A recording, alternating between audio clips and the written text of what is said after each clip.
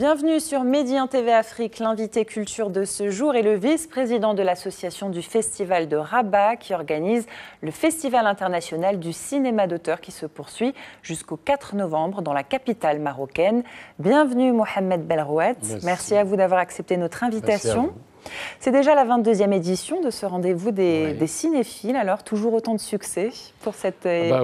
Oui, autant de succès, surtout que cette année, on considère que c'est un virage, c'est une autre vie, une survie en réalité donc pour ce festival, parce que après donc, des hésitations, on a cette année, donc c'est particulier parce qu'il y avait un petit retard donc, pour le démarrage du festival, vu le contexte politique particulièrement, et la rentrée politique a tardé un petit peu, donc on a tardé nous aussi, mais vu le programme, vu ce qu'on présente aujourd'hui, nous considérons que c'est quelque chose de particulier parce qu'aujourd'hui, il y a 66 films projetés dans le cadre du festival. Il y a des invités de marque, il y a des participations de qualité. Donc il y a 13 films en compétition, il y a plusieurs films qui sont projetés dans le cadre soit par exemple des rétrospectives, soit des films de Marocains qui sont diffusés parfois pour la première fois. Justement. Donc l'avant-première ici à Rabat. Donc aujourd'hui nous avons eu un succès et surtout il y a un engouement donc, des jeunes qui veulent regarder les films marocains, particulièrement les films marocains, mais aussi les autres films. Alors justement, vous parlez d'avant-première, c'est le cas pour le film de Nourdine Lahmari, son dernier film, Burnout. Donc le premier jour, vous l'avez diffusé en avant-première lors de ce festival. Pensez-vous que ce soit un film qui reflète la personnalité de Nourdine Lahmari, puisque c'est ce qui définit le cinéma d'auteur? Oui, le cinéma d'auteur, c'est un regard de l'auteur. Ce n'est pas un cinéma industriel, donc commercial. Nourdine Lahmari se définit comme tel. Et son troisième film, donc c'est la trilogie casablancaise en réalité, qui complète un petit peu son regard dans le cadre donc, de Casablanca. Ce film a eu donc, beaucoup de succès parce que Nourdine Lahmari a eu une signature, une touche particulière dans le cinéma marocain. Il a trouvé sa place grâce à ces films, que ce soit Zéro ou Casanegra. Et le troisième, il est dans cette même logique et il a trouvé un succès parce que les jeunes s'identifient dans ces films. S'identifient au personnage. Au personnage et dans l'environnement que crée Nourdine Lahmari. Aussi, il y a aujourd'hui donc ce troisième film. C'est un petit peu, je considère particulièrement et personnellement que c'est une consécration de Nourdine Lahmari parce qu'il a atteint une maturité au niveau de la réalisation. On peut dire que ce film est un film à l'échelle internationale. On peut le présenter et il y a une signature d'un réalisateur qui a su utiliser tous les ingrédients artistiques pour nous donner un film complet.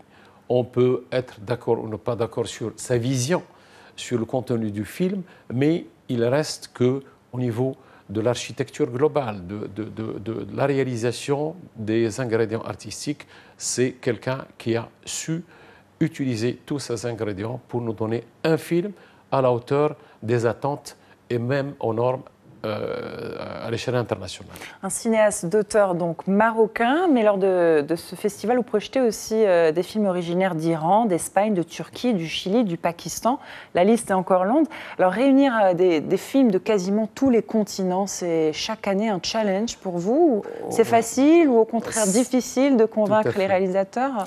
Tout à fait, c'est une petite équipe qui travaille. Donc nous avons beaucoup de collaborateurs bien sûr le festival, mais particulièrement sur l'année, il y a une petite équipe, il y a un directeur artistique, il y a aussi donc des gens qui travaillent chaque année, ils vont dans les festivals, ils cherchent les films, ils regardent les films, ils suivent l'actualité, mais le gros est fait particulièrement à Cannes, à travers les marchés, à travers on côtoie les gens tous les jours, on suit l'actualité, on suit les projections.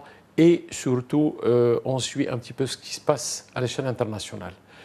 Le deuxième défi, c'est que ces films doivent être récents pour les avoir dans le festival, parce que le festival est classé catégorie B. Donc ce festival doit nécessairement projeter des films très récents. Troisième chose, c'est que puisqu'on fait un festival du film d'auteur, donc c'est un panorama de ce qui se passe à l'échelle internationale. C'est un regard croisé de différentes cultures qu'on projette à cette occasion.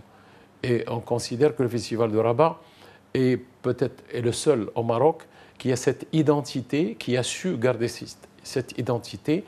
Et je pense que ce qu'on présente aujourd'hui, ça fait beaucoup de bonheur aux cinéphiles, parce que 66 films, on peut dire que c'est sur 3-5 ans qu'on peut voir 66 films. C'est une opportunité qui n'est pas offerte sur l'année. On regarde 10 à 15 films, même les cinéphiles, les grands cinéphiles regardent 10 à 15 films par an. Mais aujourd'hui, on leur offre 66 films de regards différents. En une semaine. En une semaine, c'est condensé, c'est fatigant, mais c'est un bonheur. C'est un bonheur. Et c'est justement pour l'identité du festival dont vous parliez que le public vient, fait la queue, prend son ticket. La problématique du public est un peu très large et nécessite beaucoup de débats. Aujourd'hui, moi, je pense que les gens qui disent, ou l'idée qui dit que le public marocain a déserté les salles est totalement fausse. C'est une idée fausse, tout simplement parce que les jeunes ont besoin de regarder, de se retrouver dans la salle, de regarder un film de façon collective, de regarder les films de qualité. C'est la qualité du film qui interpelle le public. Il faut aussi des salles de qualité où on a un minimum de confort. Et aussi des prix attrayants, parce qu'il faut encourager, par exemple, les étudiants, il faut les encourager. Si on arrive à faire un mécanisme ou un système qui permet aux étudiants, par exemple, d'avoir 50%, vous allez voir l'engouement des étudiants, parce qu'à Rabat, il n'y a pas beaucoup de salles de cinéma. Il faut avoir Renaissance, 7e art. Peu, mais je pense que d'ici 1 an, 2 ans, il y aura plusieurs écrans, au moins 12 écrans donc, sur la ville de Rabat, mais il faut des films de qualité. Bon, on arrive à 25 films, je pense cette année à 30 films en production marocaine, mais je pense qu'il faut aussi hisser le niveau avec des codes, avec des normes qui interpellent les jeunes pour regarder leur cinéma, et je pense que le public est là. Nous avons fait l'exercice pendant ce festival. On était obligé de faire une troisième diffusion du même film parce qu'il y avait un public qui était là. Tout simplement, à travers, par exemple, les réseaux sociaux, on a eu un peu plus de 600 jeunes qui s'est inscrit, qui a pris son billet à travers les réseaux sociaux. Mais regardez les salles de cinéma, tous les jours, ils sont combles, pleines. Et je pense que, pour vous dire tout simplement, il y a au moins 2 films marocains dont on était obligé de refaire des diffusions. D'ailleurs, la troisième projection d'un film marocain sera faite demain au Théâtre Mohamed V. Alors, brièvement, restons sur le cinéma, mais sur l'actualité du monde du cinéma et ses conséquences sociales. Si vous le voulez bien, je parle de l'affaire Weinstein, du nom du producteur américain accusé par de nombreuses actrices de harcèlement sexuel et de viol dans certains cas. La parole dans le monde artistique s'est libérée à travers cette affaire, pas vraiment dans le monde du cinéma au Maroc.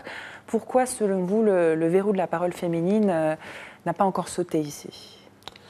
Moi, je pense que dans plusieurs affaires, dans plusieurs registres, je pense que la parole a commencé à se libérer.